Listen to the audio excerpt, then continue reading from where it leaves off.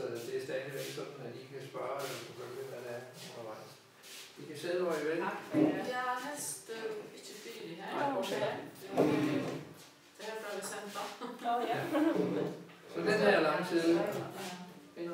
Jeg strømmer der, ja. Og her er en notesblok. Og her er mit kort, hvis I skal fortælle nogle andre, hvor det er, det foregår. Men du må sætte de her klienter. Ja, jeg sætter mig her. Så tjert her. Skal vi med? Heroppe. Ja, skal vi flytte med? Nej, det er fint. Det er så sætter vi her. Så er det bare det, og så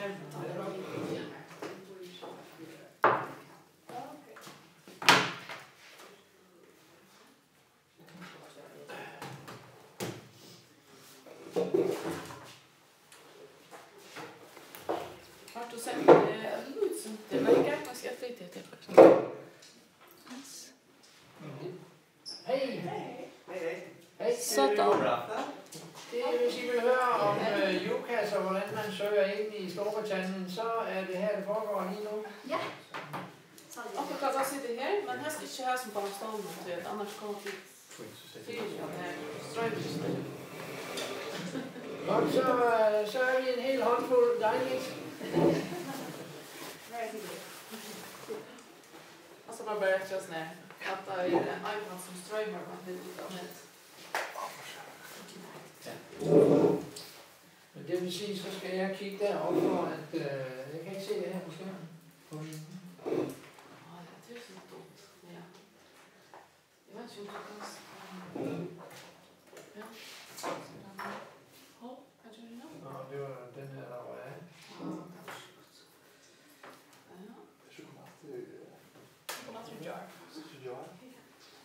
Back to the dot. Okay. Det er så... Ja. Sådan.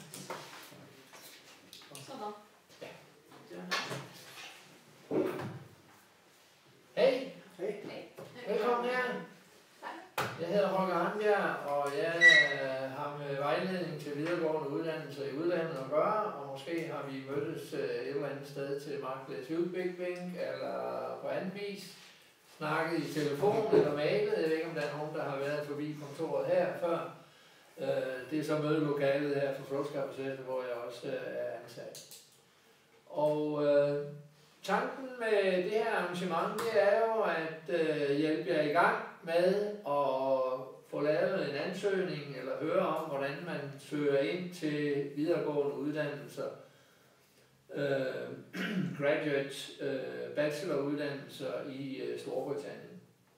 Og vi streamer det, og det vil sige, at jeg skal sådan prøve at også holde øjnene til dem, der følger med ude på nettet, hvis der er nogen, der gør det. Hej med jer.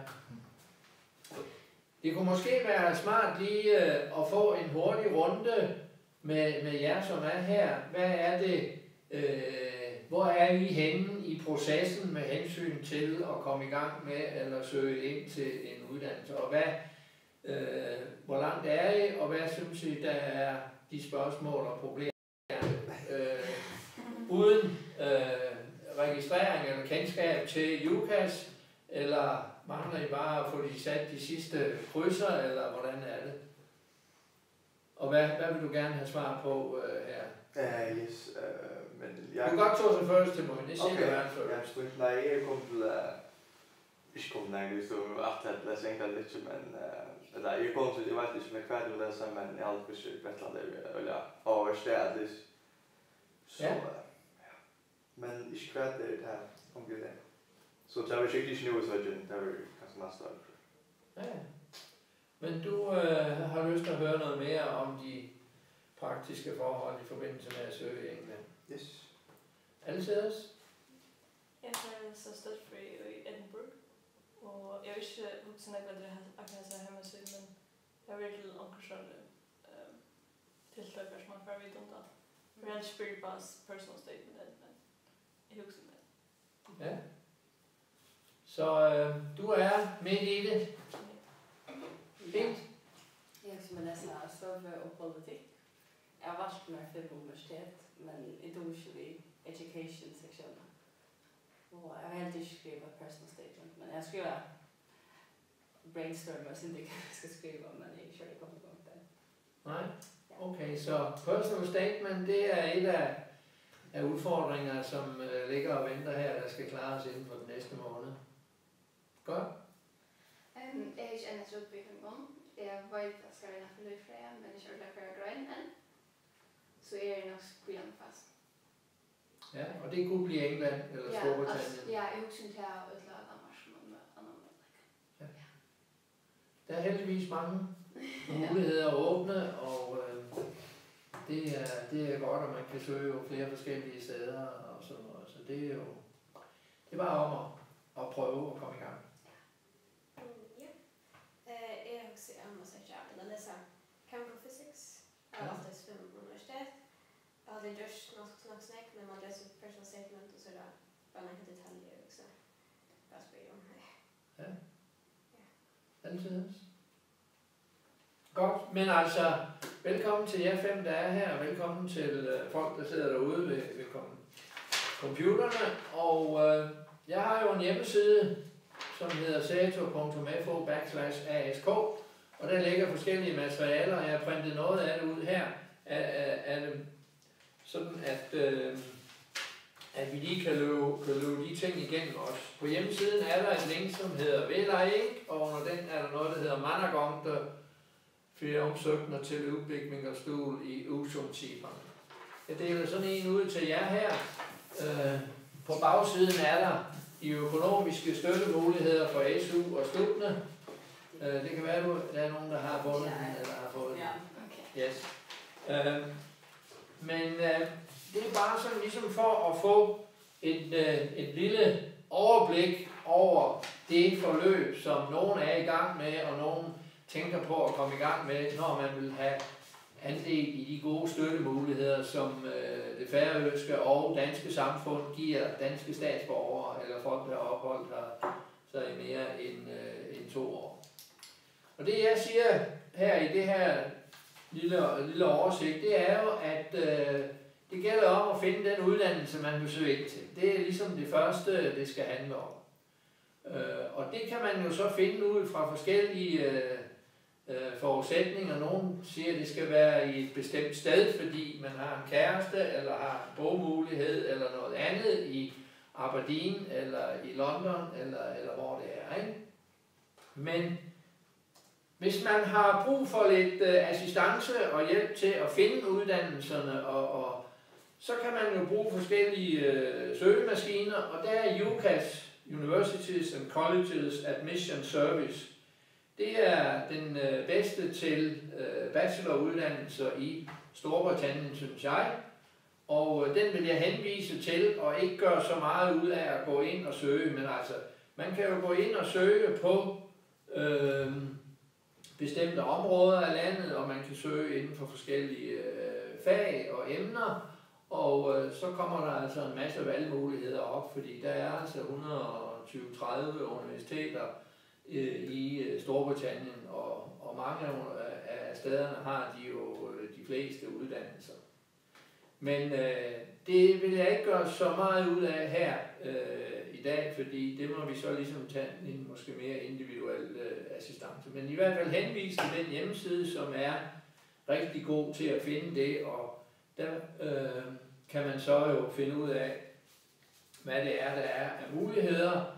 Og der er det jo overordnet sådan, at når man søger i Storbritannien, kan man søge 5 uddannelser på én gang i den her koordinerede tilmelding, som UCAS er.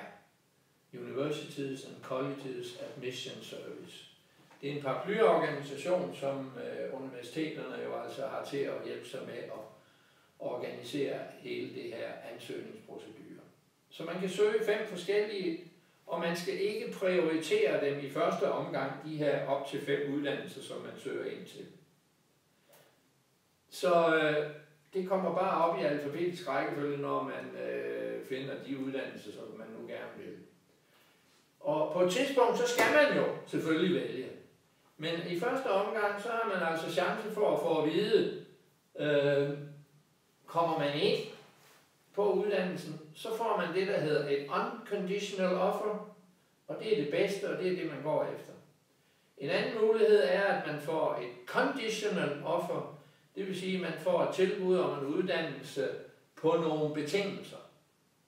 Den betingelse kan være, at man skal bestå en eksamen, som man ikke har taget endnu, fordi man går i 3.G eller 2. HF, eller fordi man mangler et sprogkursus, og det kan man tage på Færøerne, sådan et eget sprogkursus her 19. maj, hvis man skal det. Der kan være andre konditioner. Den tredje og kedelige mulighed, det er, at man bliver afvist, fordi man ikke opfylder de krav fagmæssigt, niveaumæssigt og karaktermæssigt, som skal til. Men så får man at vide hen over foråret, om man nu har fået det ene eller det andet tilbud, og man skal ikke svare på det, før man har fået tilbud fra alle nødvendigvis. Så det er ikke sådan som på Færøerne og i Danmark og andre steder, at man en bestemt dato, så får alle at vide, om de er kommet ind eller ej. Det er en proces, som kører hen over foråret, og nogen bliver det først afgjort i juli måned. Men de typiske, det er, at man får at vide i maj og juni, om man nu har fået det ene eller det andet tilbud. Så skal man vælge, hvad det er så for et af de tilbud, som man har fået, man så vil tage til den tid. Men det er uprioriteret i første omgang, når vi skal lave vores ansøgning. Er I med på det? Er der spørgsmål, så sig til.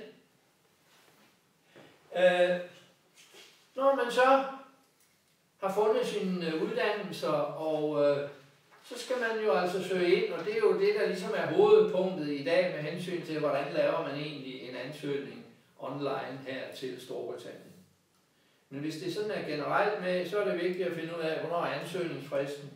Der er allerede nogle uddannelser, der er for sent at søge til start til næste sommer. Medicin og tandlæge og fysioterapeut, farmaceut i Storbritannien, det var 15. oktober. Der er en enkelte kreativ uddannelse, hvor det er hen i februar, men de aller fleste bacheloruddannelser har ansøgningsfrist 15. januar for start i typisk september måned efter sommerferien. Og den 15.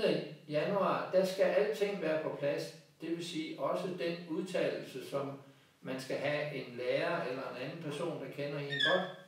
Hey, kom indenfor. Der skal den være på plads, og det er en af de ting, vi vender tilbage til, hvordan og hvorledes man gør det. Og så er det jo, at det der også er vigtigt, som så er punkt 3 i den her, du får sådan en dernede også. Punkt 3, det er jo at finde ud af, er uddannelsen godkendt? Er uddannelsen godkendt af SU, som er statens uddannelsesstøtte i Danmark? Det er den organisation, vi på Færøerne støtter os til, når vi skal finde ud af, om uddannelsen er støtteberettiget, om den er god nok til at få støtte. Og det er de fleste heldigvis af de uddannelser, som færinger finder i Storbritannien, 98% eller deromkring, bliver godkendt. Og nogle af uddannelserne findes allerede på sådan en fast-track-liste. En liste med uddannelser, som er godkendt, så man ikke behøver at søge om. Hvis uddannelsen ikke er på denne fast-track-liste, så skal man søge om det, og det skal man gøre samtidig med, at man søger ind, sådan at man ved i god tid, om den uddannelse, man søger ind til, er berettiget. Fordi det kan tage op til 3 måneder for sådan en godkendelse. Det koster ikke noget, men det koster altså 3 kvarter at lave sådan en ansøgning om at få en uddannelse godkendt. Og det er en af de ting, som jeg også kan hjælpe med, når vi kommer dertil. Og hvis man søger ind på 3 uddannelser, så skal man altså søge en godkendelse til alle 3, fordi det er jo 3 forskellige uddannelser. Selvom det måske foregår på samme universitet, eller selvom det er den samme navn på uddannelsen på forskellige universiteter. Det er hver enkelt uddannelse, man søger ind til, der skal godkendes. Så der bliver lidt ekstra arbejde, men så får man altså forhåbentlig også den uddannelse, man gerne vil have, og får støtte, som I jo kan se på bagsiden, hvad støttemulighederne er til uddannelserne, og det er jo altså op til 80.000 danske kroner, man kan få til en SU-godkendt uddannelse i lande uden for Norden i øjeblikket.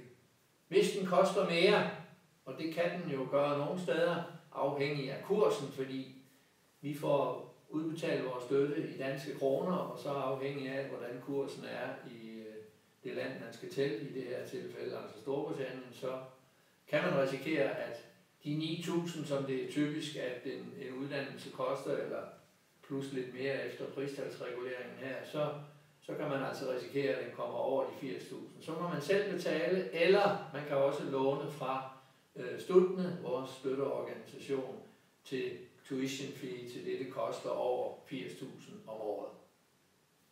Du vil spørge om noget? Ja, men jeg faktisk jeg vil lande på det. Nå ja, okay.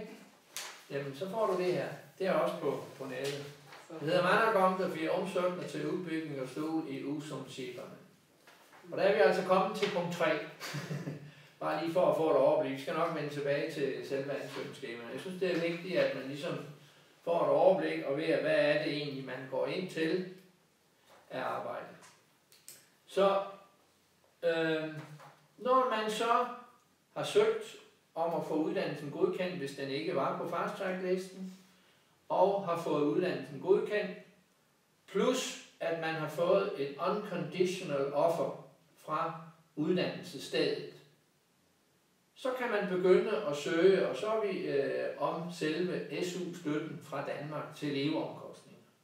Det kan man 3 måneder før uddannelsen starter, men man skal altså have de her 2 stykker papirer, godkendelsen af uddannelsen fra SU eller fast track-listen, og papir fra uddannelsesinstitutionen på, at man er blevet optaget, at man har et unconditional offer.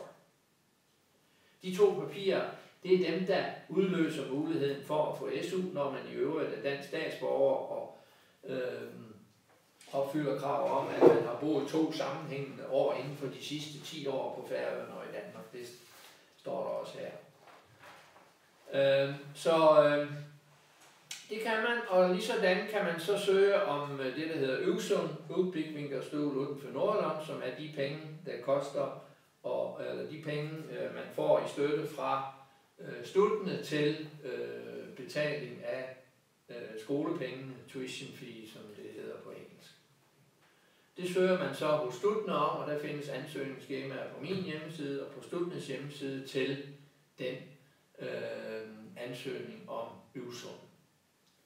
Pengene, som til sin tid bliver bevilget, de bliver så direkte sendt til uddannelsesstedet, hvor man skal gå. Man skal formidle kontakten til det her kontor, hvor pengene skal formidles, men I får ikke penge, og I skal heller ikke give dem videre. I skal betale det der over 80.000, hvis der er noget. Og SU, det indgår på en konto, som I skal oprette, når I engang får et dansk CPR-nummer, hvis I ikke har et sådan i forvejen. Er der nogen, der har et dansk CPR-nummer, så kan man med det samme kontakte sin bank på Færøerne eller i Danmark og oprette det, der hedder en nem konto. Og det er den konto, hvor SU så går ind på, og når de kender en CPR-nummer, så er det altså adgangen til den nemkonto, så man skal ikke oplyse sit kontonummer, når man søger om SU. Så er der nogen, der ikke har et dansk CPR-nummer måske. Hvordan får man det? Jamen det får man så, når man søger om SU til Danmark. Det må man så gøre på et stykke papir, et ansøgningsskema, fordi man ikke har et dansk NemID. Er der nogen af jer, der har et dansk NemID?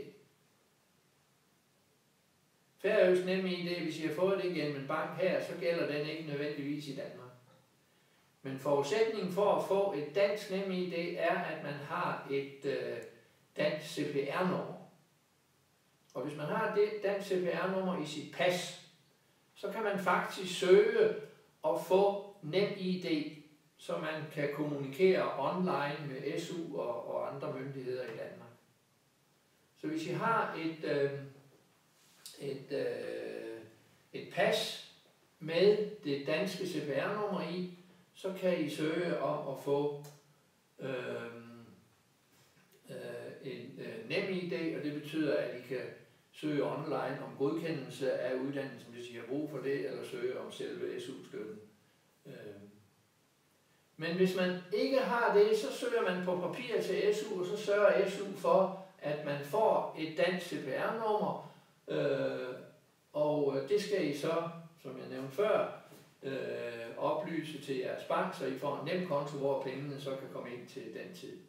Og der får man 6.000 cirka brutto fra SU til leveomkostninger hver måned i op til 1 år efter den normerede tid, hvis man ellers følger de regler, som nu er omkring det.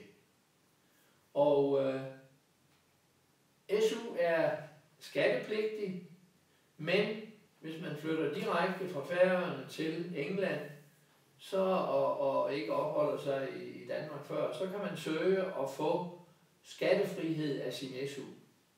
Der ligger et skema til det inde på Als Skifterådens hjemmeside under punkt 11, tror jeg det er, i det her, der hedder OSS, ofte stillede spørgsmål og svar. Der er proceduren for, hvordan man søger om at få fritaget sin SU for at betale skat i Danmark. Det vil sige, at I får 10% mere i SU, end dem, der læser i Danmark for eksempel. Så det er også værd at tage med. Så der er altså nogle store og små praktiske ting, som ligesom skal være på plads, når man laver de her ting. Men altså, man kan godt søge og få SU uden at få dansk NemID. Men det kræver så, at man kommunikerer med papir eller e-mail eller ringer til SU, når man har spørgsmål og problemer. Det sidste punkt her, det er jo så, at man fra Stutner også får det, der hedder fætterstue, og det bliver nok sat ned i det nye år til 3.000, når man er i Storbritannien. En gang om året kan man søge om det, og det er jo altså så først når man har været væk i 6 måneder, at man kan søge om den her fætterstue. Det vil sige, at hvis man starter i september, så kan man søge i marts, og så skal man søge inden året om, eller skoleåret, eller akademiske år, juni. Inden udgangen af juni måned skal man søge om feriestue for det år, der er gået der, det første og det andet og så videre. Ikke? Så det er fantastisk gode støttemuligheder. Verdens bedste støttemuligheder, plejer jeg at sige, og jeg er ikke politiker, men I kan altså ikke let finde så gode muligheder andre steder i hele verden. Og det er jo så det, I får lov til at bruge her, men der er lige lidt papirarbejde, før 500.000 kan udskrives sådan år efter, eller samlet efter 5 år, hvis man er væk. Ikke?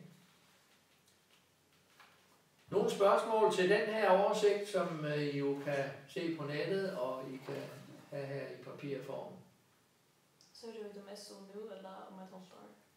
Du kan jo ikke søge, før du har de to formelle papirer på plads. Du skal være optaget, du skal have uddannelsen godkendt. Og jeg regner ikke med, at du er optaget endnu. Så du mangler i hvert fald det papir. Det kan godt være, at uddannelsen er SU godkendt. Og man kan altså ikke søge før 3 måneder, før man starter. Og det vil typisk sige 1. juni. Og det er ikke ret mange, der får det endelige brev inden 1. juni. Så selve SU-ansøgningen, det må vi vente. Så I kan være, at I spørger mig senere på sæsonen omkring de ting, og det er meget velkommen til. Yes. Så tror jeg, at vi vil prøve at sige, at nu har vi altså fundet os nogle uddannelser, og nu vil vi prøve at lave en ansøgning online, og den skal altså være færdig 15. januar. Og det foregår altså inde på den her ucas.com, hvor man går ind og ser forsiden her. Og det første man skal, det er jo, at man skal registrere sig. Det vil sige skrive med navn og oplysninger om en selv. Og så får man til sin e-mail en kode, og så kan man altså signe ind, som det hedder, og jeg har tilladt mig at lave en sådan forløbig lille ansøgning, så I kan se, hvordan det er, og jeg har registreret mig altså i går, og jeg skal så nu signe ind heroppe med min kode, og jeg vil gerne apply her, og jeg vil gerne søge til undergraduate, og så skal vi lige se undergraduate sign in, og der er altså en rigtig god vejledning på UCAS' hjemmeside til de forskellige punkter. Der er røde spørgsmålstegn, og der er video, og der er andre gode ting. Og jeg har så også fået lavet en færøsk, kan man sige, udgave af vejledningen, som supplerer den, der er på nettet, hvor der er de særlige, kan man sige, færøske forhold, som ligesom bliver forklaret og vejledet omkring. Og I kan få sådan et stykke papir og sende rundt der. Det er tæt skrevet på 2 sider. Og der kan man så følge med, når man skal i gang her. Ikke? Og vi skal så prøve at signe ind her til at søge til 2018. Og nu skal I se her, nu er jeg ved at være tæt på at være logget ind. Og så kommer der en vigtig meddelelse allerede her, inden vi rigtig er kommet i gang. Og det var det, jeg nævnte før med, at man skal have sin reference på plads og sørge for, at vedkommende har svaret inden den 15. januar, så man kan sende den endelige afsted, når det er på plads, og betale den lille afgift på en cirka 25 pund, det koster at sende sådan en ansøgning. Det er sådan en administrationsgebyr, og det får man ikke dækket, så det er jeres lille første investering. Et par 100 kroner godt og vel til sådan et administrationsgebyr.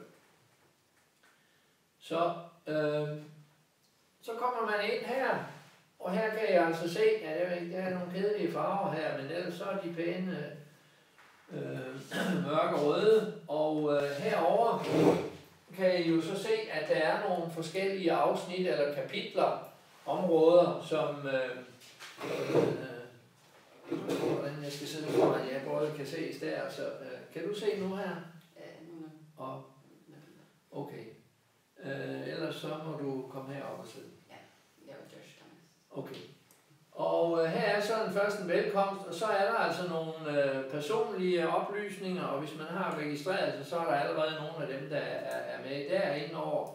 Så kommer ens uddannelsesvalgmuligheder, de 5, og så er der fortæller om, hvad er det for en uddannelse, man egentlig søger på baggrund af. Og der er noget, der hedder joberfaringer, som man også kan føre ind her. Og så er der, kan man sige, det store og vigtige personal statement, plads til det, som man så kan skrive i et Word-dokument og kopiere ind bagefter, og det kan vi så vende tilbage til at snakke lidt mere om, hvis I er interesseret i det. Og så er der den her reference, hvor der skal være oplysninger om den, og så kan man få lov at se, hvad man nu har lavet der, og så til sidst sende det afsted med dokumentation for, at man har betalt.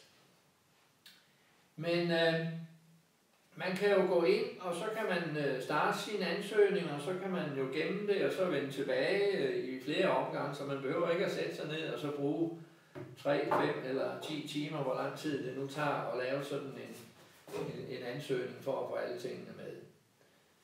Men jeg kunne tænke mig, at vi simpelthen løber det stille og roligt igennem, og så spørger I om de ting, som I ikke er med på, og på den måde, så får vi måske i hvert fald lettet processen for dem, der ikke er kommet i gang, og få afklaret nogle ting for jer, der er midt i det. Så personlige oplysninger. Og her kan I igen se, at der kan man altså køre sådan en lille kort video, hvor de forklarer nogle af de der ting, som er gode og vide, når man skal lave det. Jeg ved ikke, om det er nødvendigt, vi gør det her. Nu vil jeg hellere løbe de forskellige punkter igennem, som skal udfyldes af jer undervejs, og hvor der typisk er usikkerhed på, hvad det egentlig er, man skal udfylde til de forskellige ting.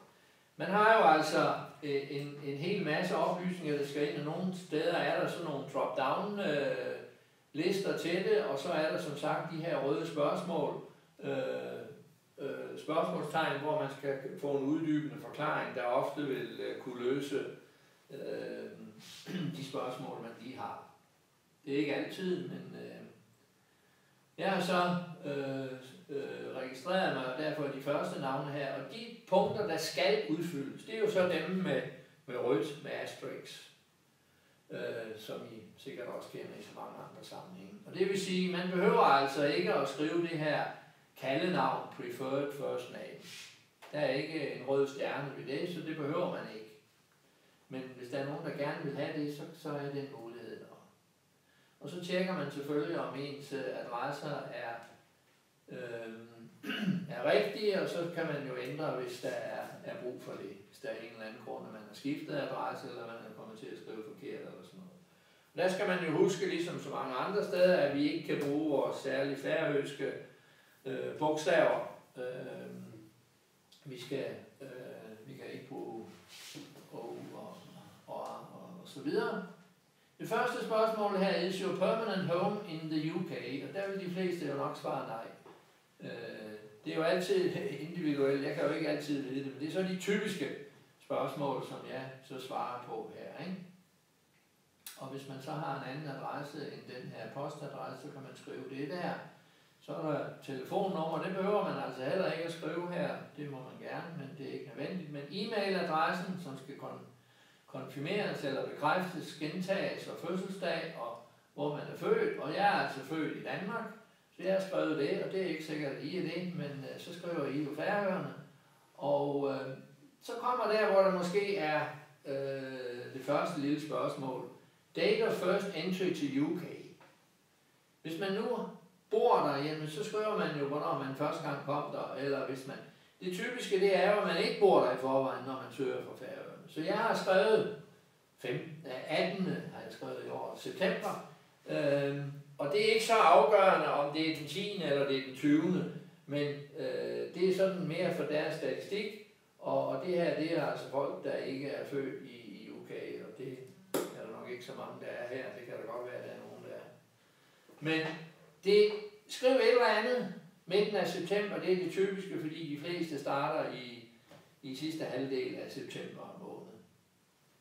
Så kommer der jo det her med nationality. Det er jo lidt sådan.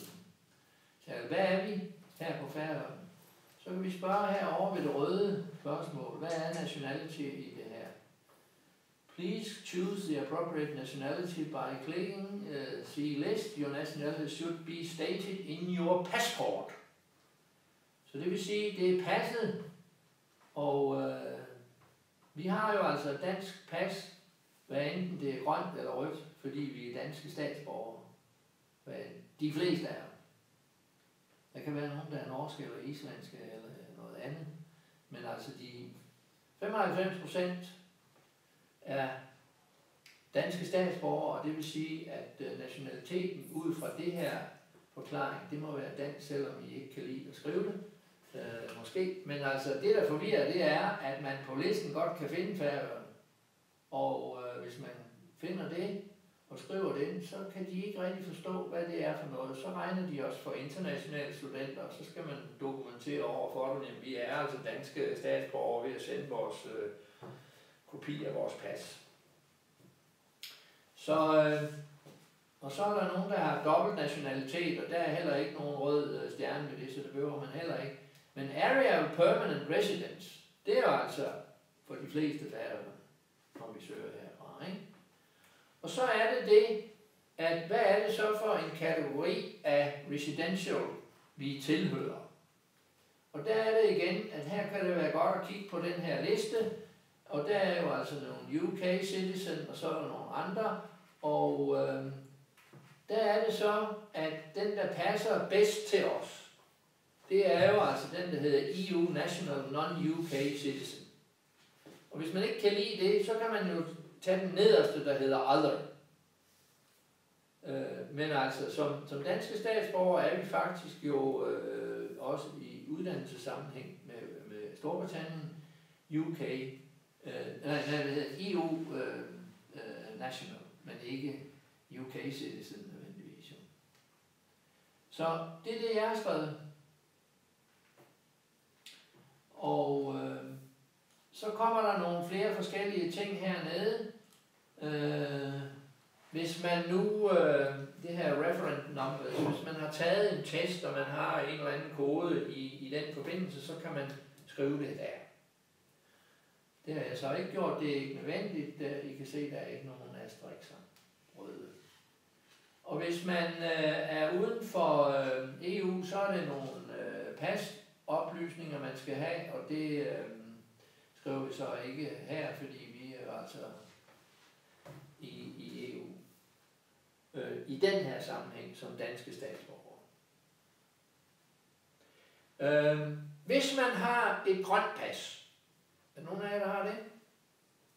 Ja. Du har et grønt pas.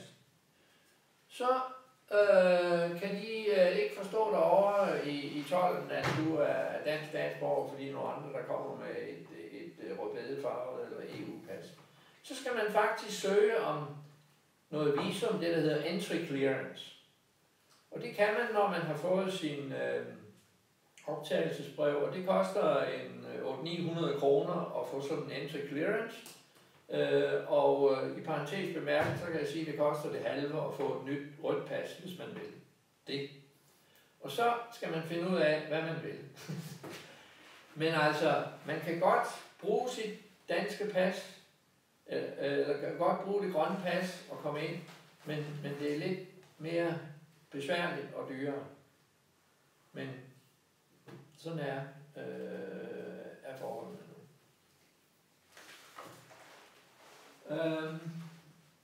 Uden for EU skal man opgive pas, det hopper vi ikke ind over. Så kommer vi til det, der hedder student support. Hvad er det? Hvordan finansierer I jeres tuition fee eller ophold i England? Eller Storbritannien, eller Skotland, eller hvad det er. Ikke? Og der er 2 forskellige ting, om man skal til Skotland, eller man skal til England. Og listen herovre, drop-down-listen herovre, den viser jo altså alle de her forskellige områder. Og hvad står der hernede til sidst? Er der ikke noget med?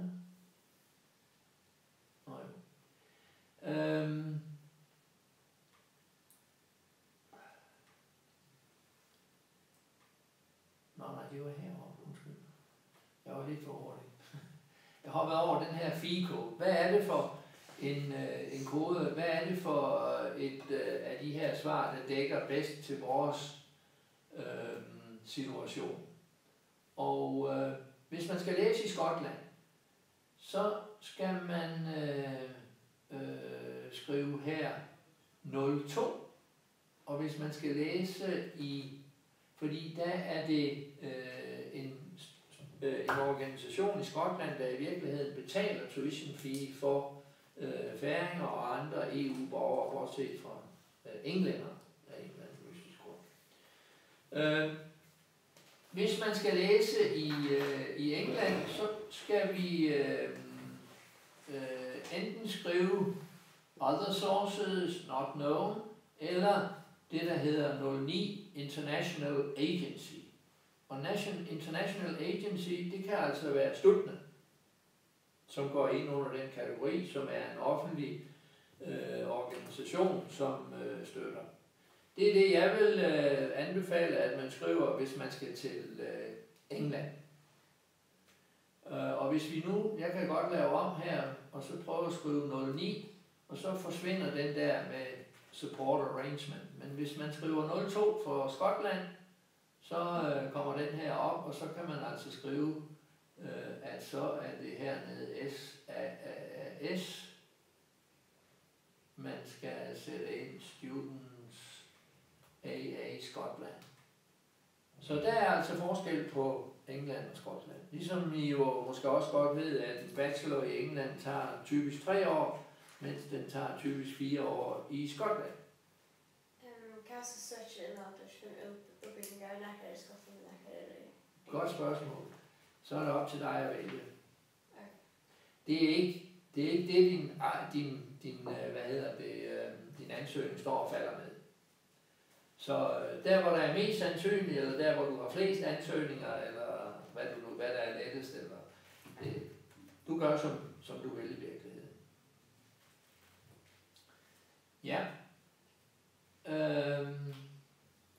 Så er der det her med criminal convictions. Please read the help text. You should tick the box only if you have a relevant criminal conviction that is not spent. Har du en straffeattest uden bemærkninger, altså at du ikke er straffet, så skal du ikke gøre noget, og hvis du har en, så skal du sætte kryds der, så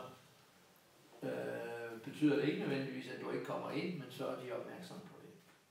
Jeg regner ikke med, at I har det, men det er så et. Altså til sektionen har jeg bestemt, om man snakker det blev langt ud, for eksempel noget. Ja, men jeg skjønner det nøje. Skulle vi skrive noget til det? Ja, gik vi for hurtigt her? Have you ever lived or worked? Ja, undskyld.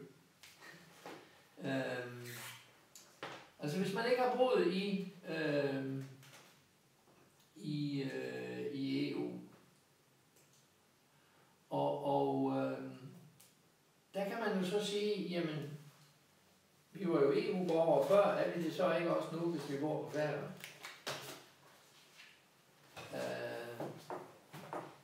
Jeg vil skrive no, fordi Færøerne er i princippet ikke et EU-land, men i uddannelsesmæssig sammenhæng over for Storbritannien, der er vi at betragte som EU-lignende borgere. Og det er det, der gør det. Men altså, igen, det er ikke det, der står og falder med. Men det er til statistik, og der er en rød. Det er jo godt, du fanger den, det vil jeg sige. Så jeg vil sige no, hvis du ikke har boet i Danmark eller et andet EU-land.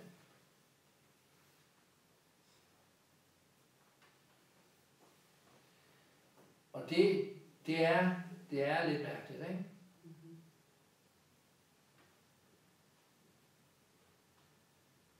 At man kan være dansk statsborger og så ikke være i EU. Men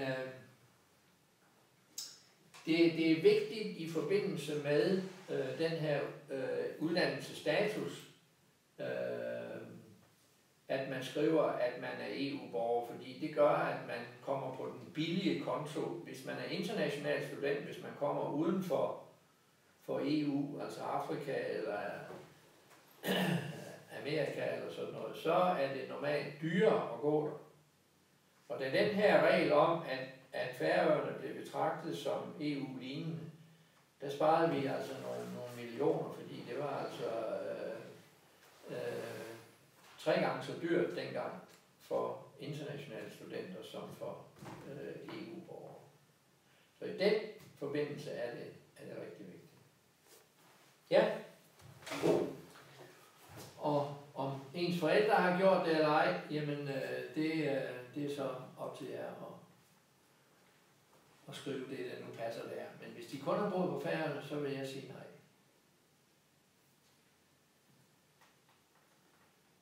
Godt. Andre spørgsmål? Det er godt, at I på det her. Så er det et spørgsmål om, hvordan vil man kommunikere, hvordan vil man have, at de skal kommunikere med en, om det er med e-mail, eller det er med post, eller det er begge dele. Det kan man så klikke her videre nede. Og hvis man af en eller anden grund ikke kan kommunikere i en periode, fordi man er ude i bushen eller uden for internetkommunikation, så kan man få en forælder eller en ven eller bekendt til at svare for sig, hvis der skal svares på nogle e-mail i den her proces. Det er altså en fuldmagt, man giver, eller et navn for en, som kan svare for en, hvis der er brug for det undervejs, hvis man ikke selv kan være ved den e-mail, som man nu opgiver. Det er ikke nødvendigt, men hvis man er usikker på, om man er til rådighed, så kan man skrive navn og relationen her på en sådan person. Og hvis man har handicap, så kan man jo altså se her, hvad det er, man har af lister over de forskellige ting fra blinde og døve og fysisk handicap på anden vis osv. Og hvis man ikke har nogen, så skriver man altså no disability. Og hvis man har skrevet et eller andet, så kan man uddybe det længere nede, og det er jo altså hensyn til, at man kan fra uddannelsesinstitutionen tage de forholdsregler, der skal til for, hvis man kommer med en kørestol, eller hvis man er blind, eller hvad der er af andre ting, ordblindhed og sådan noget. Ikke? Det kan man også få hjælp og assistance til, og derfor er det ikke noget, der har egentlig betydning for, om man bliver optaget af den praktiske oplysning til institutionen. Og så kan man jo altså gemme det, man har skrevet her. Og hvis man mener, at det er fuldt og helt, så kan man jo altså skrive section completed, men nu skriver vi bare save. Og så kan I se, så er der altså grønt mærke heroppe ved personal information, og jeg kan godt prøve at se, hvad der sker, når vi skriver section completed. Og så bliver den rød. Og det betyder, at nu er det afklaret og på plads. Så kan man ændre på det, men altså nu er vi foreløbig lagt os fast i det. Så er der noget, der hedder Student Finance, og det behøver I ikke at gøre noget ud af, fordi I kan ikke med fordel søge i England. I får meget bedre støtte fra Danmark og Færøerne, så I kan bare skrive her, I have read these details. Og så save på den. Så kommer det spændende jo, kan man sige. Det hele handler om. Hvad er det så for nogle uddannelser, man vil søge ind på? Og jeg har allerede valgt mig 3, og nu vælger jeg så en mere, for at I kan se, hvordan man lige løber det igennem. Man læser omkring de her ting, og der står så, at jeg allerede har valgt 3, og at jeg kan nå at vælge 2 mere. Og så går man ned til det, der hedder Add a Choice.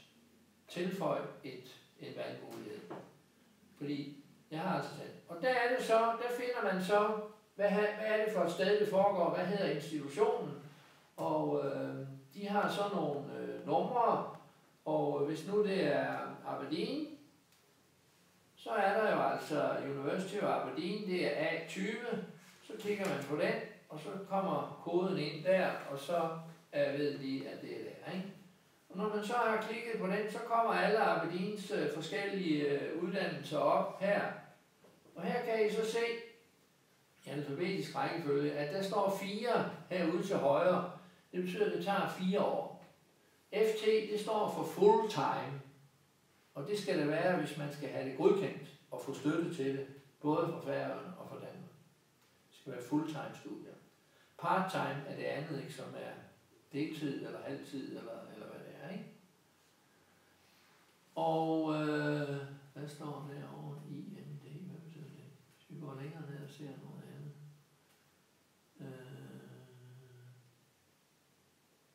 Det normale, det er jo altså anderledes. For eksempel her, Animal Behavior, så har den en kode, der hedder C349, det skal I sådan set ikke spekulere i, det kommer selv op. Men det er 4 år fulltime og anderledes, bachelor og anderledes. Det er det, man normalt går efter, det er det, der er en normal bachelor. Og hvis vi nu vil finde noget, der hedder sociologi, Så går vi hen under S, og så skal vi se, om de har noget der. Det har de sandelig. Og så har de jo med, det der er jo samtidig er attraktivt ved at læse i Storbritannien, det er, at de har nogle kombinationsmuligheder, som man ikke så let finder andre steder. Det kan være en fordel, når man skal vælge her. Det kan også vise sig at være en ulempe, hvis folk, når man så er færdig, ikke rigtig ved, hvad det er for noget. Fordi sociologi, det har man måske en fornemmelse af, hvad det er for noget. Men hvis sociologi med teologi og religiøse studier, så har vi ikke rigtig nogen, man kan sammenligne det med. Og så er det altså ikke ren sociologi, og så kan det give nogle problemer. Men omvendt, så kan man få lov at vælge de kombinationer, som den nu passer ind, og så finder man forhåbentlig ud af det, hvordan man kan bruge det senere hen. Jeg skulle vælge en her under sociologi, så jeg tager den rene sociologi, og så campus code, det vil sige, hvor foregår det henne på institutionen. Og her klikker man igen på den her drop-down, og det foregår altså på main site, og der kommer bare sådan en tankestreg, og så kan man se, at man har været inde og gøre det. Det er det, der er normalt, men det kan godt være, at der er på nogle store universiteter, der har de forskellige navne, de forskellige områder, hvor tingene foregår. Så det er lidt forskelligt. Og startdato, jamen der er som regel ikke på nuværende tidspunkt en præcis dato, men det er nok, hvis man skriver september. Og hvis der er andre detaljer, og det kan man så igen kigge på den her spørgsmålstegn, jamen, hvad er det, det handler om? Det er jo så, hvis man har nogle kombinerede fag, hvor man så skriver yderligere oplysninger. Det er ikke almindeligt nødvendigvis, men, og det er ikke noget, man skal, men hvis man har en kombineret studium, så gør man det der. Om hvad researcher survey på det, skal vi så skrive sådan her? International Relations Assessment, der inkluderer udviklingen.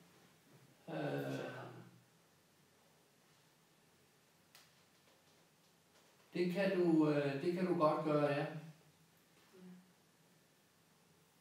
Fordi det er jo en sammensat uddannelse. Lever man derhjemme, det er der nok ikke så mange forfattere, der gør.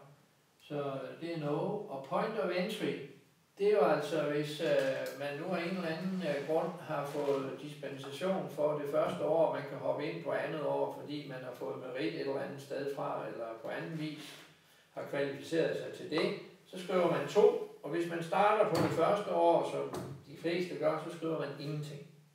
Og det står der også forklaret overfor. Så der skal man i normale tilfælde ikke skrive noget. Og det er det, der jo er lidt svært så at generalisere, men det er det handler om point of entry, det er, hvor i uddannelsen starter du. Starter du helt forfra, eller starter du på andet år med det samme? Okay?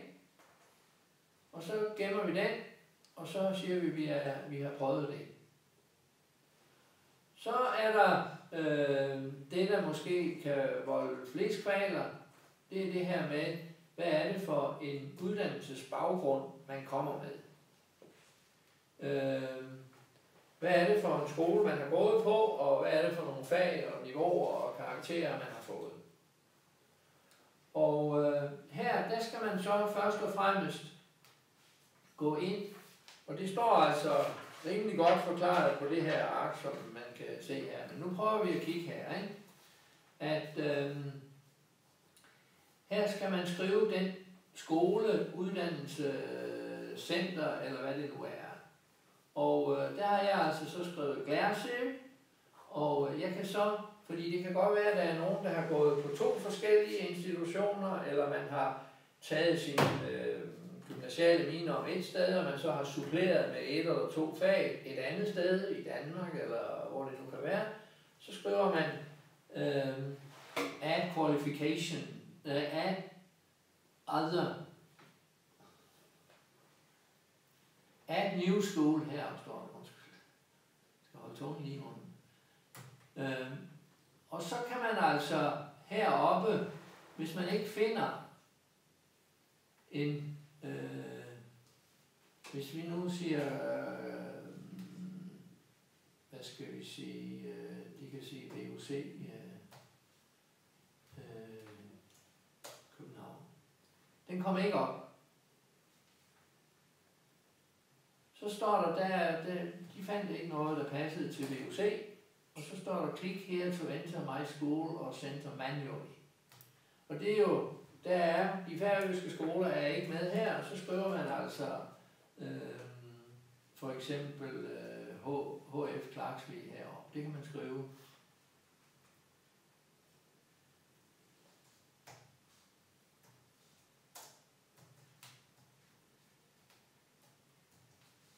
Nej, det vil de jo ikke have, så det gør vi ikke.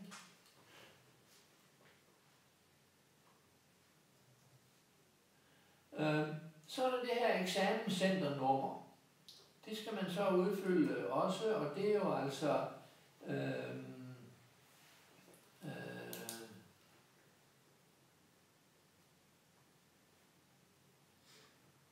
det har vi normalt ikke, og derfor så, hvis centeret ikke har noget nummer, og de kender ikke vores nummer, det kan godt være, at de har et eller andet her på verden, men det er ikke relevant for dem dernede, så lader man den bare stå åben. If the center does not have a number, leave this box blank. Så det gør vi. Hvornår startede du? Jamen det var jo så altså en eller anden gang i august måned i 2014, fordi jeg blev student i 13. Så jeg må så have gjort noget der, og så blev jeg altså færdig i december, fordi det tog altså ikke mere end de her par måneder at supplere det her, jeg nu har fået. Og det var altså full-time. Og så er der part-time og sandwich. Sandwich, det betyder, at man skifter mellem skole og praktik. Det er der nogle uddannelser. I England der er der nogle bachelor, der tager 4 år, fordi det er sandwich-kurset, hvor det ene af de 4 år så er praktik. Så hvis der står SW bagefter en uddannelse i England, så betyder det et sandwich-kurs. Med 1 års praktik i den så 4-årige bachelor. Hvis det er en ren 3-årig, så er det ren teori normalt. Ja. Og så om man får et eksamenspapir, og det fik jeg, og det kan man så komme med her, ikke? Og så står der noget, jeg så har glemt her, og det er jo godt, at de hele tiden husker en på det, sådan at det er lidt idiotsikret, ikke? Der står her nedenunder, please state the highest level of qualification you expected to have before you start your course. Course, det er jo altså uddannelse. Og så honors degree, det er det, der hedder, det er det, når man har en bachelor. Så man starter, på jeres vedkommende, sådan som jeg kan forstå det, så starter I below honors degree level qualifications. Fordi I skal ind til en bachelor, I skal ind til en honors degree. Men det, I har i forvejen, det er below honors. Så fik vi det med os.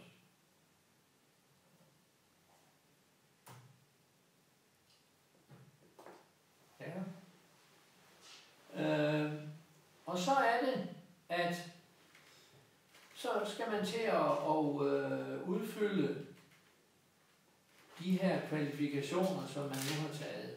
Og der vil jeg tage de her nede fra min studentereksamen. Så tilføjer vi kvalifikationer her, og så er det, at der kommer sådan nogle mystiske ting op her.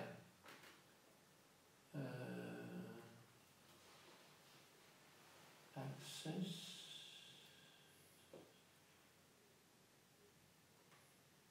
Hvorfor?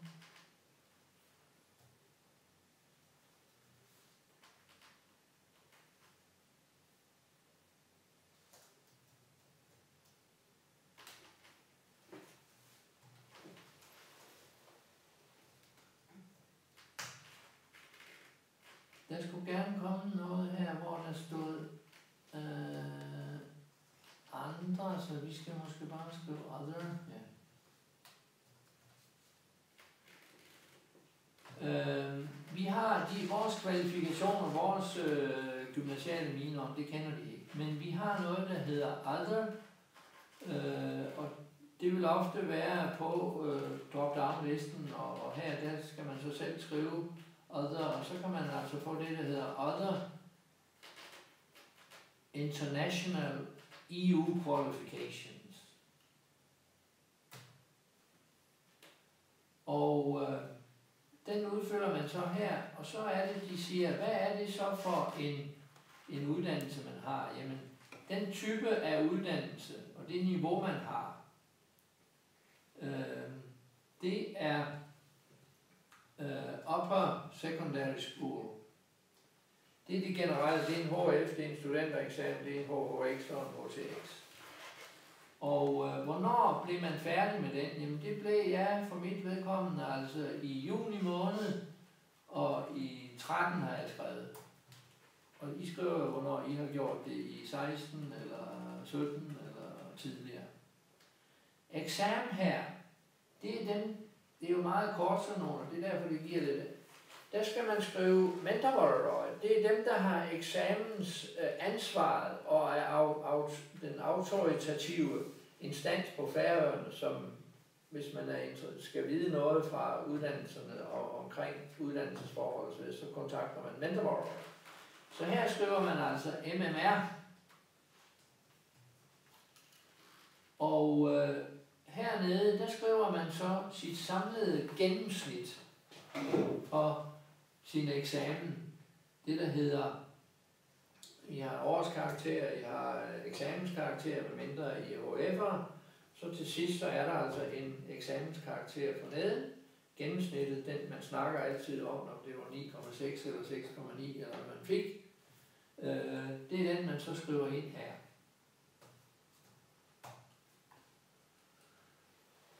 Det er de overordnede ting her omkring ens kvalifikationer. Så er der module 1 eller unit 1. Her skal man simpelthen skrive alle sine fag, som man har på sit eksamensbevis ind. Og her, der skal være et modul til hver linje på ens eksamensbevis. Det vil sige, hvis de fleste de har Faroese Oral A-level. Det skriver man ind her. Og så, hvornår tog man det? Jamen, det var jo det sidste år, man var i systemet, og det var juni i 13 for min. Og hvis man så har fået årskarakter og eksamenskarakter, så skriver man jo altså, at man fik 7 og 10 til eksamen. Årskarakteren først, eksamenskarakteren til sidst. De enkelte fag, hvor man ikke har en eksamenskarakter, der skriver man så en tankestreg. Og de få fag, man ikke er til eksamen i, for eksempel idræt, hvis man ikke har valgt det, så skriver man en tankestreg til efter backslash. Er I med på det?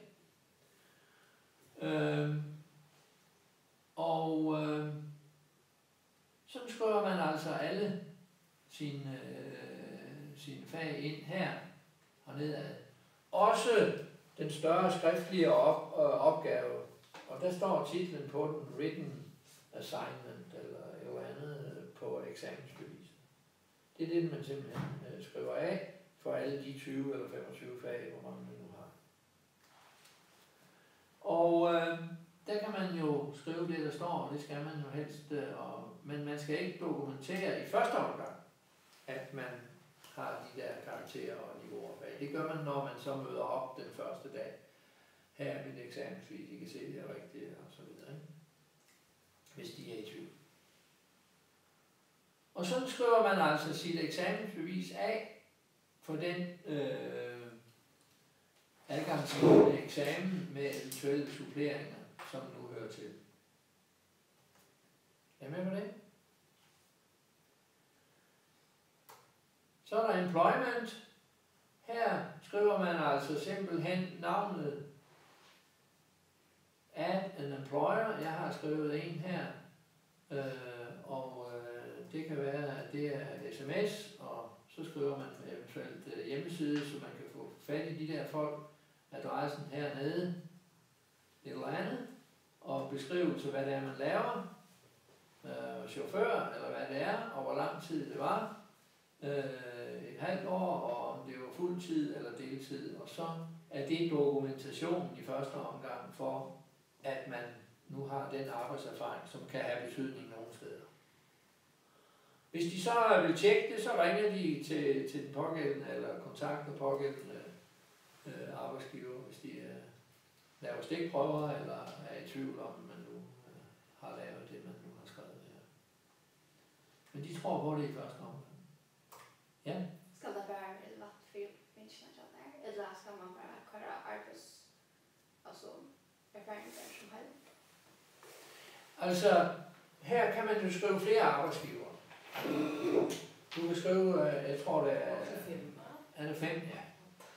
Og det er klart, at det er dem, der er mest relevante, det er de sidste og de længste, som er vigtigste. At du har arbejdet 3 uger på et flakkevest i en sommerferie for 3 år siden, det er måske ikke så vigtigt, som hvis du har lavet noget andet relevant her den sidste tid. Men alt, altså de 5 vigtigste ting, skriver man på her, ikke? Så kommer vi til det tunge. Det er den her personal statement. Og der har man altså 4.000 trykenheder, man kan skrive. Og jeg har lavet sådan nogle gode råd til jer omkring det her, og jeg har nogle flere, der er 3 sæt her, jeg ved ikke, hvem der har mest brug for, at jeg skal kopiere nogle flere med det samme. Der handler det jo altså om, at man skal skrive, hvorfor man søger ind til den her uddannelse. I skal nok få alle sammen, inden I går hjem. Det handler jo om, hvem er det, man er. Nu har de set, at man har gået i skole, og man har lavet de fag og fået de karakterer. Men det er måske ikke hele personen, der er blevet, kan man sige, udtrykt og forklaret og beskrevet der. Her har man en chance for at fortælle om, hvem man er. Hvorfor man søger ind til det her. Hvornår har man valgt det? Hvorfor har man valgt det? Hvad har man gjort for at forberede sig til det her og sætte sig ind i nogle ting? Man har måske valgt nogle fag i skolen, fordi man har vidst det længe. At så har man forberedt sig på den måde, eller også fordi man fandt ud af det her i sommerferien, fordi man oplevede et eller andet, eller læste et eller andet, eller så en eller anden film, eller snakkede med nogen, eller hvad man gjorde. Og så skal man jo så fortælle om sig selv og de kvalifikationer, man har, specielt på skole eller på det akademiske område, men også gerne andre ting. Og i Storbritannien, der er man meget interesseret i, hvis man har deltaget i forskellige konkurrencer, eller fået awards, eller har været elevrådets repræsentant, eller noget andet. Og også uden for idræt, eller musik, eller noget andet. Som også er med til at tegne et billede af en, at man har kunnet lave noget andet end bare skolearbejde.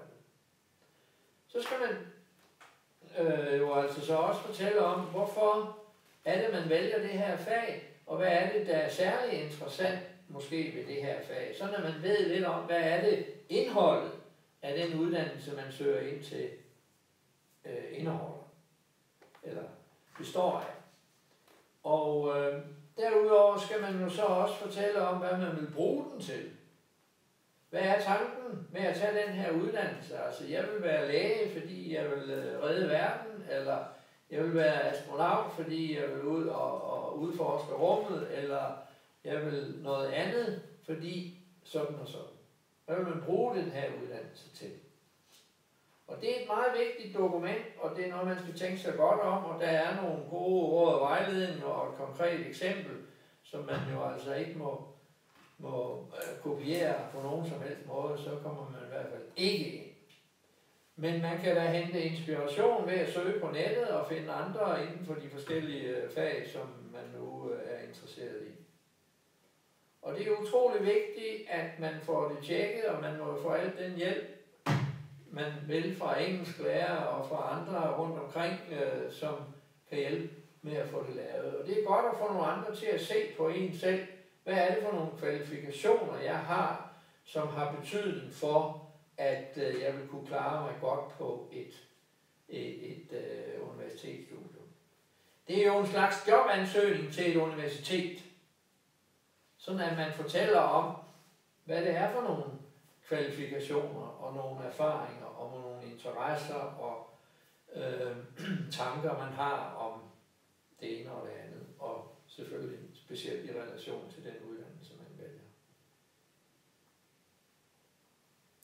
Og begynd på det nu, hvis I ikke er begyndt at sove på det og tænke over det og forbedre det og brug det meste af pladsen. Hvis I kun bruger halvdelen, så skal I være rigtig gode til at, kan man sige, sælge jer godt selv.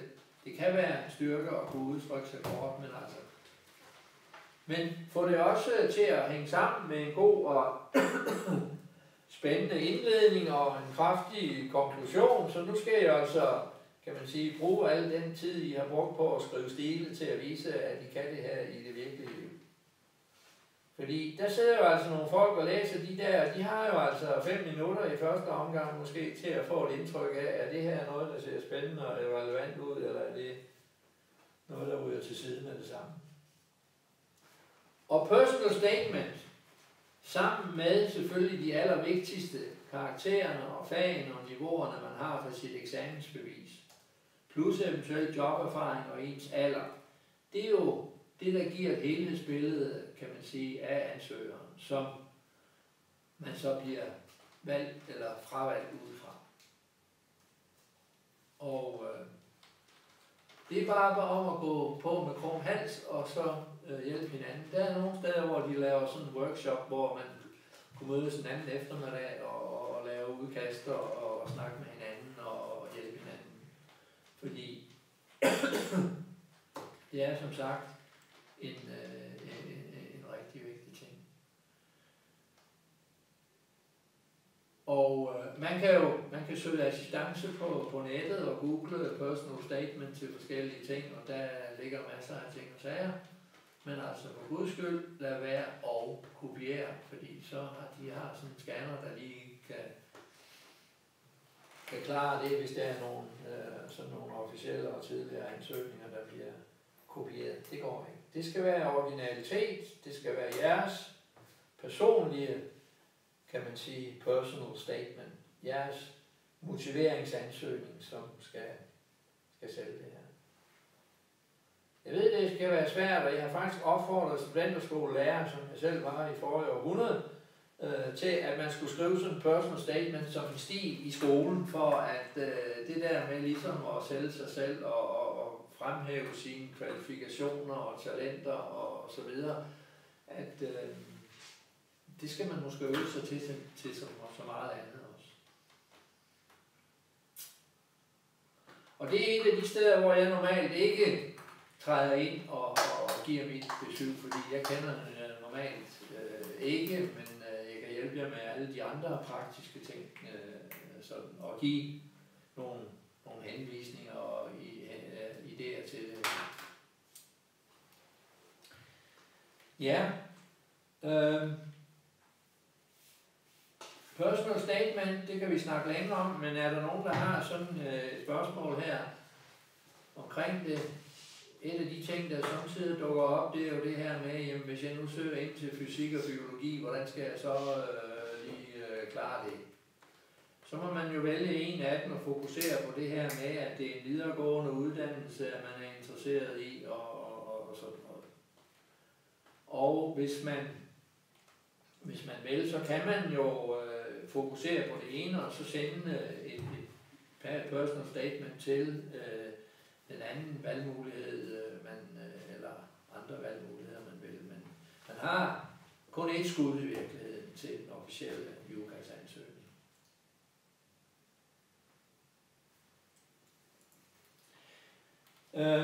Så er der det her med reference, som vi også lige skal runde, inden vi er ved at være færdige her med den. Det er jo altså her et spørgsmål om at finde en person, og det er typisk jo en lærer fra skolen, hvor man har gået som er den, man spørger, om vedkommende vil være flink at skrive en udtalelse om ens akademiske talenter og chancer for at kunne gennemføre en uddannelse. Og det kan også være andre, men det skal helst være nogen, som selv har prøvet at gå på en videregående uddannelse og har kendskab til jer gennem undervisning og opgaveindlevering. Og det er oplagt, hvis det er et fag, man søger ind til, som man har haft i skolen, at det er den lærer, der gør det. Det behøver det ikke at være. Men det er vigtigt, det er en person og en lærer, som har haft jer i flere år, hvor I har haft A-niveau eller B-niveau med skriftlige opgaver, eller der, hvor I har skrevet skriftlige større opgaver eller sådan noget. Sådan, det er nogen, der kender jer og ved, hvordan I arbejder, og jeres indstilling og holdning og kvaliteter og faglige niveau og sådan noget. Der skal I få tilsagn fra den pågældende person, skrive navn og beskæftigelse og organisation og adresse på.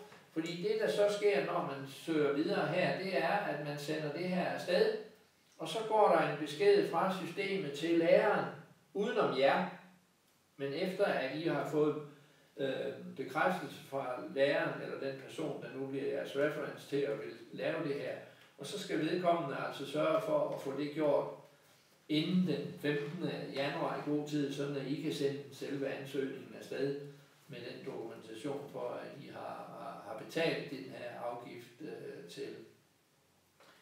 til systemet, som der står mere om. Og det vil sige, at e-mail og telefonnumre, det er vigtigt. De har faxnumre også med her, selvom der ikke er en asterisk ved. Men det er det, man skal gøre i den her forbindelse, udfylde de her oplysninger om den pågældende person, som I har så fået jer til at vil sende sådan en ansøgning, eller sende sådan en udtalelse. Ja. Nogle steder der bliver man indkaldt til interview, så er der her mulighed for at skrive nogle dage, hvor man ikke kan, hvis man nu er til eksamen eller er optaget, sådan at man ikke kan komme til et interview. Man behøver ikke at skrive det, men altså, hvis man ved, at man er væk 2 uger i maj måned, så kan man altså skrive det her. Så det er ikke nødvendigt.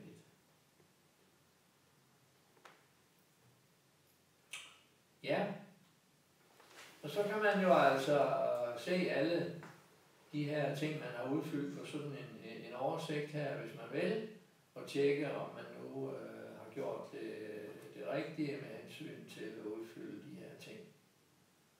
Og så kan man gå ind og ændre, hvis det er nødvendigt, og så er der en hjælpefunktion.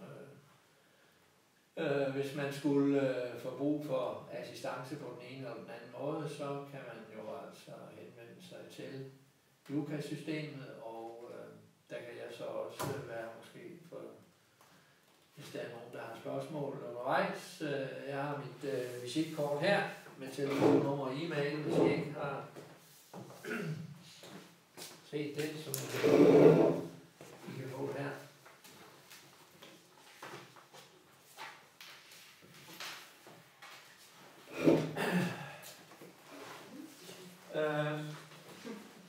Så tror jeg, vi vil slutte den officielle del af det. Så kan det være, at der er nogen af jer, der har nogle individuelle spørgsmål også, som vi kan tage nu her. Og ellers så kan I jo gå hjem og tænke over det og vende tilbage. Og så kan ringe og maile og aftale, at vi kan mødes enkeltvis, eller hvordan det nu passer jer.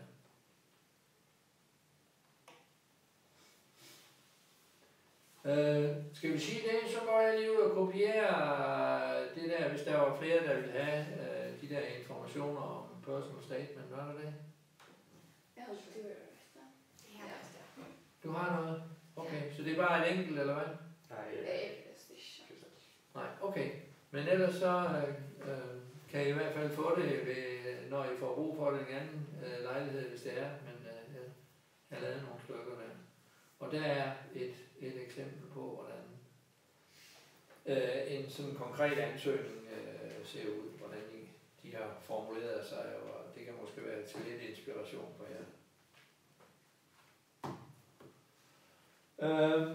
Og så skal jeg lige jo også gøre opmærksom på, at vi har den her IELTS-test til maj måned, hvis der er nogen af jer, der får brug for den. Og det er jo sådan, at i princippet, så hvis man ikke har fået modtaget undervisning på engelsk, ikke i engelsk, men på engelsk i 2 år på en uddannelsesinstitution, så skal man tage en test. Men der er flere steder, hvor man kan søge og få dispensation for testen, hvis man nu har A-niveau og har 10 i gennemsnit i engelsk for eksempel, eller 12 på B-niveau, eller det er lidt forskelligt. Så kan man søge om at få dispensation, fordi det koster altså et par tusind kroner godt og vel, plus at det tager en dag at tage sådan en test.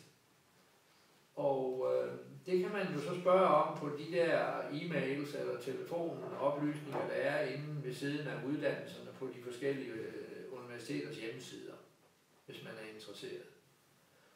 Sådan en test holder i 2 år, og det vil sige, at hvis man tager den nu og først får brug for den til næste år, så er den stadigvæk gældende, altså 2 år frem mindst. Men 2 år, det er i hvert fald garanteret rundt omkring. Så det er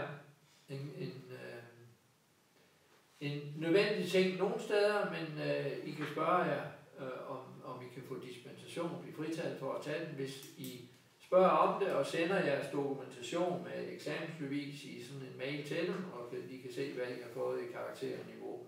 Plus, at I måske kan sige noget andet med, at I har rejst eller boet eller opholdt jer i flere uger eller måneder i et engelsktalende land, eller I har læst mange engelske bøger, eller kommunikeret i Amnesty International eller noget andet, og skrevet bøger, så de har noget uformelt uden for skolesystemet af erfaring på engelsk. Det kan man også sende med i sådan en dispensationsansøgning.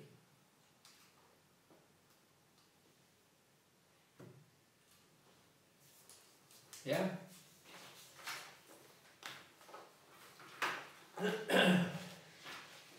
Så er der også samtidig nogen, der spørger om, jamen, hvad er de bedste universiteter, hvor skal man søge hen og sådan noget, har der nogle ranking-lister og sådan noget, ikke? Og der findes jo forskellige uformelle aviser, der laver sådan noget, og altså, det kan da være meget godt at kigge efter, og det er Cambridge og Oxford, der normalt kører højst på sådan nogle lister i Storbritannien. Men det er jo også forskelligt fra fag til fag, og jeg har et par udklip her, eller kopier her, af sådan nogle lister, og hvis man googler ranking i UK University, så får man altså den her, der hedder University League Tables. Og den kan man gå ind og se på, og så få de forskellige fag, hvis man er interesseret. Og altså, jeg synes, det er fint, at man stiler højt på dem, der ligger i top 10 eller top 20, eller hvad det hedder. Men man kan altid gardere sig måske med nogen, som ligger lunt i svinget i midten, men hvis man er i en bedre halvdel, så går man jo aldrig helt forkert i hvert fald. Men det der er printet ud her, det er den generelle vurdering, som man har. Og det er jo noget med, hvor svært det var det at komme ind, og hvor mange Nobelpristagere har de, og hvor mange penge bliver der brugt per student, og hvor mange lærere er der i forhold til student. Så det er sådan nogle mere eller mindre objektive kriterier, man bruger, uden at man kan ligesom sige, at det er 100% entydigt videnskabeligt dokumenteret. Men det er i hvert fald nogle gode præg om, hvordan man kan prøve at se på, hvad niveau de her forskellige universiteter, man kigger efter har. Så det er nogen, der går højt op i, og det kan jo være udmærket, og altså, der er forskel på universiteter i Storbritannien. Der er nogle gode og eftertragtede og med høj status, og nogle, hvor det dermed er svært at komme ind, og nogle, hvor det er lettere at komme ind, og det kan have noget at gøre med, at det ikke er helt det samme. Men Det man jo også skal være opmærksom på, når man søger ind i Storbritannien, det er jo, at det er ikke sikkert, at man får fuld merit for sin bachelor, hvis man læser psykologi og skal til Danmark og fortsætte på en kandidat, fordi man så ikke kan få godkendt alting, fordi de har nogle andre standarder og en længere bacheloropgave og sådan nogle ting, der gør, at man ikke altid får fuld merit. Men er der nogen af jer, der skal læse psykologi? Det var meget populært for nogle år siden, og det var let at komme ind i England, og derfor var der nogen, der løb hovedet ind imod en mur og ikke fik det ud af det, som de måske havde forventet. Men det er heldigvis ikke det, der sker ret tit og med ret mange fag. Yes.